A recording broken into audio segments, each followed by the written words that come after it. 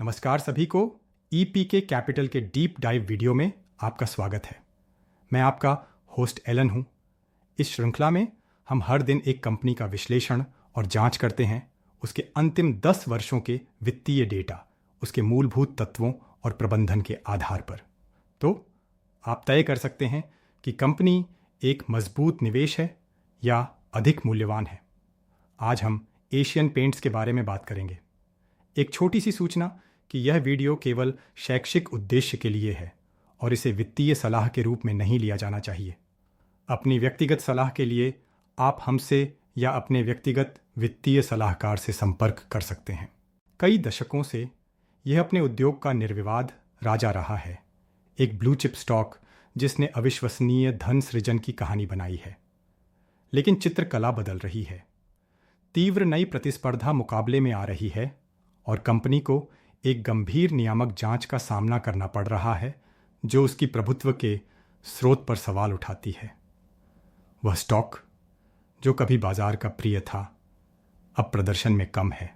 तो आपके सुनने के लिए बड़ा सवाल यह है कि क्या एशियन पेंट्स अभी भी, आप जानते हैं, आपके पोर्टफोलियो के लिए एक उत्कृष्ट कृति है, या हम वास्तव में उस नींव में कुछ दरारें देखने लगे हैं? हाँ, हमारा आज का मिशन सरल है, आपको पूरी तस्वीर देना, तटस्थ पिछले 10 वर्षों के डेटा को देखकर। तो चलिए इसे खोलते हैं। ठीक है, वास्तव में यह समझने के लिए कि एशियन पेंट्स अभी कहाँ है, आपको पीछे देखना होगा। इसकी शुरुआत भारत की आधुनिक कहानी में गहराई से बुनी हुई है। यह एक बहुत ही रोचक कहानी है। 1942 में मुंबई में इसकी स्थापना हुई। 4 दोस्तों ने मूल रूप से द्वितीय विश्व युद्ध के दौरान आयात प्रतिबंध के दौरान एक अवसर देखा और वे घरेलू चैंपियन बन गए और वे बहुत तेजी से उभरे। हाँ, 1960 तक वे पहले ही भारत की नंबर 1 पेंट कंपनी बन चुके थे और तब से उन्होंने वह स्थान बनाए रखा है। वाह, 1967 से यह अद्भुत स्थिरता है। यह है, और इसका बहुत कुछ स्थापना परिवारों पर निर्भर है। हाँ, चॉक्स, दानस, वॉकिल्स, वे अभी भी लगभग 2263% हिस्सेदारी रखते हैं। बहुत स्थिर, ठीक है। हालांकि एक छोटी सी बात देखने लायक हो सकती है। उनके वचन शेयरों में थोड़ी बढ़ोतरी हुई है। आप जानते हैं, वे शेयर जो आरण के लिए गिरवी रखे जाते हैं, ओह, ये 2023 के अंत में लगभग 6.5% से बढ़कर 2025 के मध्य तक करीब 9.4% हो गया। ये बहुत बड़ा नहीं है, लेकिन यह एक प्रवृत्ति है जिसे देखना जरूरी है। दिलचस्प बात तो उस युद्धकालीन अवसर का फायदा उठाना मुख्य था, लेकिन जाहिर है कि वे तभी से स्थिर नहीं रहे हैं। मुख्य व्यवसाय में वास्तव में क्या बदलाव आया है? खैर, सजावटी पेंट अभी भी मुख्य इंजन है। हाँ, राजस्व का लगभग 85%। उच्च अंत के लिए रॉयल सोचिए। हाँ,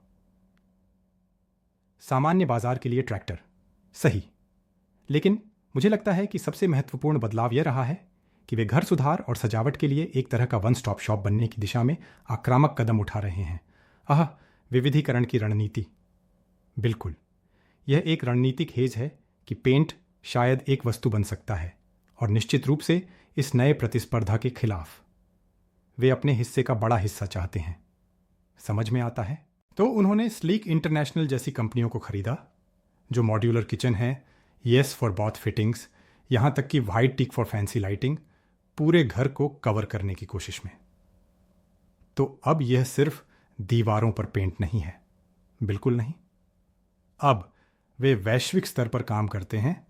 लेकिन स्पष्ट रहें, भारत ही वह जगह है जहां असली मुनाफा है। अंतर्राष्ट्रीय बाजार जैसे कि श्रीलंका या इंडोनेशिया, वे चुनौतीपूर्ण रहे हैं। ठीक है, तो हमारे पास सफलता का यह चित्र है, रणनीतिक बदलाव। लेकिन इन सभी दबावों का वास्तव में निचले स्तर पर क्या असर पड़ रहा है? क्या इन नंबरों में दरारें दिखने लगी हैं? हाँ, वे शुरू हो रही हैं, ऐतिहासिक रूप से। आपने वास्तव में मजबूत स्थिर विकास देखा। राजस्व का संयोग, आप जानते हैं, 9, 10, 11% प्रतिवर्ष, काफ़ी भरोसेमंद, बहुत। लेकिन वित्तीय वर्ष 25 वह अलग था। समेकित शुद्ध बिक्री वास्तव में 4.5% गिर गई और शुद्ध लाभ में भारी 32.8% की गिरावट आई। वाह, ये काफ़ी गिरावट है। इसका कारण क्या था? यह मिश्रण है। मांग थोड़ी नरम थी, इनपुट लागतें बढ़ गई थीं, और सबसे महत्वपूर्ण बात वह प्रतिस्पर्धात्मक गर्माहट जिसमें हमने बात की थी, और मार्जिन। मुझे पता है कि ऐतिहासिक रूप से उनके मार्जिन बहुत अच्छे थे। वे थे परिचालन लाभ मार्जिन आमतौर पर लगभग 20-22% के आसपास रहता था। वित्तीय वर्ष 25 में यह घटकर 17% हो गया। ये बताता है कि उनकी मूल्य निर्धारण शक्ति चुनौती का सामना कर रही है। ठीक है, लेकिन मूल कंपनी अभी भी मजबूत आर्थिक रूप से है। ओह हाँ, बैलेंस शीट अभी भी एक किले जैसी है। लगभग कोई ऋण नहीं। आरएंड से इक्विटी अनुपात बहुत छोटा, 0.1 से भी कम। हाँ, और वे अभी भी परिचालन से मजबूत नकदी उत्पन्न करते हैं।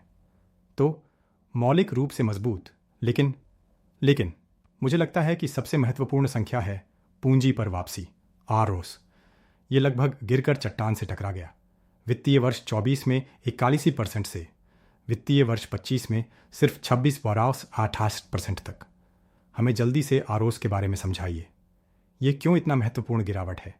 ये मापता है कि कोई कंपनी अपनी पूंजी का कितनी कुशलता से उपयोग करके लाभ उत्पन्न करती है। ऐसी गिरावट का मतलब है कि उन्हें अपने पैसे का बहुत कम लाभ मिल रहा है। यह उस प्रसिद्ध दक्षता का क्षरण संकेत करता है, शायद उनके प्रतिस्पर्धात्मक लाभ का। समझ गए? तो उन संख्याओं के बदलने के साथ स्टॉक खुद का क्या? मुझे पता है कि यह लंबी अवधि का विजेता रहा है, लेकिन हाल ही में 10 वर्षों में इसकी संयुक्त रिटर्न लगभग 11.8% है।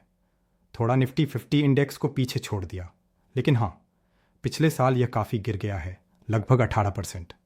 फिर भी यह अच्छा डिविडेंड देता है ना? हाँ, लगातार बढ़ रहा है। यह करता है स्थिर और बढ़ते डिविडेंड्स। यह एक प्लस है जो वास्तव में पूरे मूल्यांकन पहेली की ओर ले जाता है। ओह, बेंजामिन ग्राहम का संबंध है ना? बिल्कुल, यह दिलचस्प है। अम्मा ग्राहम के नियमों के तहत एक रक्षात्मक निवेशक के लिए एशियन पेंट्स गुणवत्ता के कई मानदंडों पर खरा उतरता है। यह बड़ा है, वित्तीय रूप से मजबूत है, स्थिर आय, अच्छा डिविडेंड रिकॉर्ड, सभी जांच में। ठीक है, अब तक अच्छा लग रहा है, लेकिन जब मूल्यांकन की बात आती है तो यह शानदार ढंग से असफल हो जाता है। हाँ, मूल्य आय अनुपात पी लगभग 66 है। ग्राहम इसे 15 से कम पसंद करते थे। 66? ये बहुत अधिक है, बहुत अधिक। हाँ, और मूल्य से किताब अनुपात पीबी लगभग 12 है। ग्राहम चाहता था कि यह 1.5 से नीचे हो। तो आप देखिए कि यह असंबंधित है।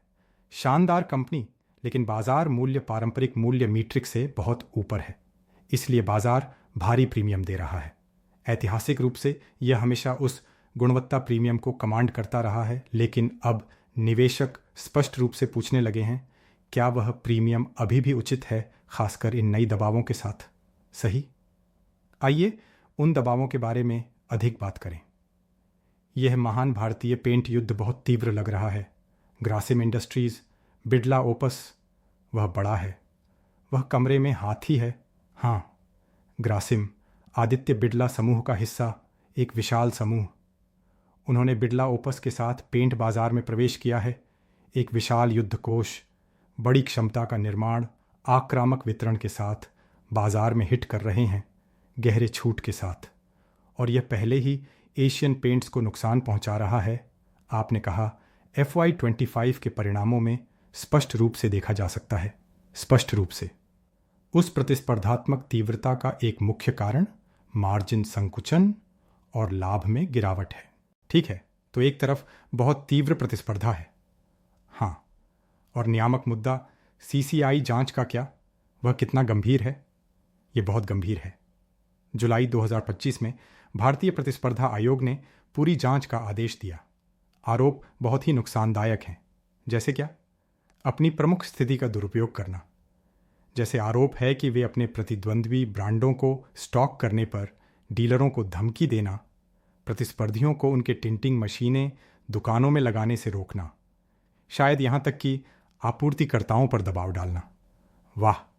और यह सीधे उनके मुख्य मजबूत पक्ष, उनके वितरण नेटवर्क को निशाना बनाता है ना? बिल्कुल। यह नेटवर्क 160,000 से अधिक रिटेल टच पॉइंट्स का है। हाँ, यह उनका खाई है, उनका सबसे बड़ा लाभ। ये जांच सीधे उसी पर हमला कर रही है। और संभावित परिणाम हो सकता है कि भारी जुर्माने, दंड या उससे भी बदतर, संभवतः ऐसे आदेश जो उन्हें अपने नेटवर्क को बदलने पर मजबूर कर सकते हैं, जिससे उनका व्यवसाय मॉडल मूल रूप से बदल सकता है। यह एक महत्वपूर्ण चिंता का विषय है। ठीक है, तो चलिए इसे संक्षेप में समझते हैं। यदि आज आपको एशियन पेंट्स के लिए बुल केस बनाना हो तो मुख्य बिंदु क्या होंगे? निश्चित ही बुल केस है बिना सवाल मार्केट लीडरशिप, दशकों से बनी विशाल ब्रांड विश्वास, वह किले जैसी बैलेंस शीट जिसे हमने उल्लेख किया, शक्तिशाली भले ही चुनौती दी जाए वितरण नेटवर्क, होम डेकोर में स्मार्ट डाइवर्सिफिकेशन और हाँ, स्थिर शेयरधारक पुरस्कार डिविडेंड के माध्यम से। ठीक है, मजबूत बिंदु। अब विपक्षी की भूमिका निभाते हुए बेयर केस क्या है? सतर्क क्यों रहें? खैर, बेयर केस उस तीव्र हो रही प्रतिस्पर्धा पर केंद्रित है जो स्पष्ट रूप से पहले ही मार्जिन को संकुचित कर रही है।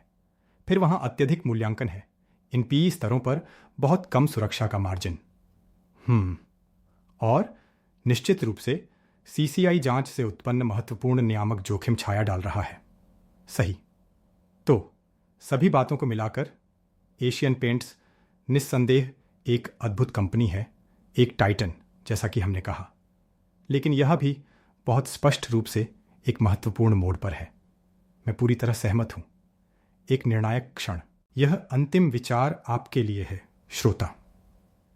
एक ऐसे बाजार में जो बहुत अधिक प्रतिस्पर्धात्मक हो रहा है और गंभीर नियामक निगरानी के साथ, उस निर्विवाद विरासत के लिए आपको वास्तव में कितना प्रीमियम देना चाहिए, सोचने वाली बात है। तो मुझे उम्मीद है कि आपको वीडियो पसंद आया होगा। अधिक जानकारी या अपनी व्यक्तिगत वित्तीय सलाह के लिए कृपया विवरण में दी गई जानकारी पर हमसे संपर्क करें। इस तरह की अद्भुत सामग्री के लिए हमारे चैनल को लाइक करें, शेयर करें और सब्सक्राइब करें। देखने के लिए धन्यवाद।